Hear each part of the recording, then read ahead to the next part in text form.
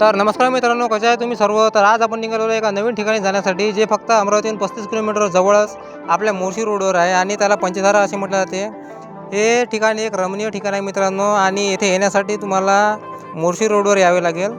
मित्रांनो, येथे जानामाता मंदिर आहे आणि हा रोड खूपच कच्चा आहे, जे तुम्हाला व्हिडिओमध्ये दिसत आहे. मित्रांनो, हे ठिकाण म्हणजे जेव्हा तुम्ही शिमोरा धरणावर मोर्शी रोडवर जाता तेव्हाच रोडवरच हे ठिकाण लागते. आणि हे एक अत्यंत रमणीय ठिकाण आहे मित्रांनो. पावसाळ्याच्या दिवसामध्ये येथे धबधबे आणि झरे वगैरे पण राहते. तुम्ही पाहू शकता मित्रांनो, हे खूप सुंदर असं इथं रमणीय ठिकाण आहे. कधी आलात तर मित्रांनो येथे नक्की भेट द्या. हे आपल्या मोर्शी रोडवर फक्त 1 किलोमीटर आतमध्ये आहे. तसे येथे पाण्याचे झरे वगैरे आणि धबधबा वगैरे पण पाहायला मिळते, आणि फोटोग्राफीसाठी एक उत्तम ठिकाण.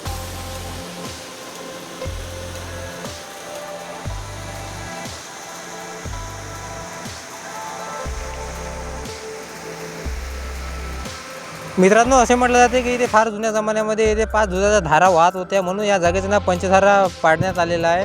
तसे मित्रांनो, असे ऐकण्यात येते गावकऱ्यांमध्ये की येथे जुन्या जमान्यामध्ये एक गाव पण बसलेले होते, जे महापुराच्या पाण्यामध्ये पूर्णतः वाहून गेलेले होते, आणि आता येथे काही शिल्लक राहिलेले नाही.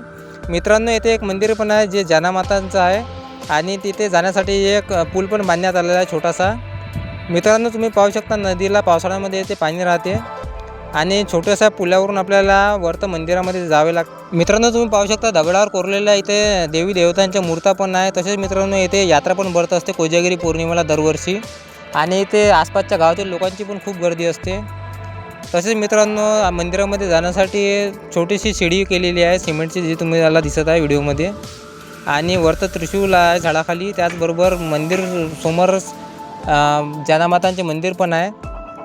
मित्रांनो, नवरात्रामध्ये इथे भाविकांची खूप गर्दी असते आसपासतील खेडेगावातील. तसेच कोजागिरी पौर्णिमेला इथे विशेष देवीची आरती तसेच खापरीचा पण कार्यक्रम असते, आणि मंदिरामध्ये जानामातांच्या 7 मूर्त्या, तसेच मंदिर पण सुंदर पाहायला मिळते मित्रांनो आपल्याला. आणि येथील मित्रांनो, हे ठिकाण जंगलातील काशी नदी किनारी बसलेलं एक रमणीय ठिकाण आहे. तसेच मित्रांनो, येथे खापरीचा पण कार्यक्रम असतो या ठिकाणी, जे तुम्हाला आता व्हिडिओमध्ये दिसत आहे. इथे देवीची खापरी पेटत असते नवरात्रामध्ये.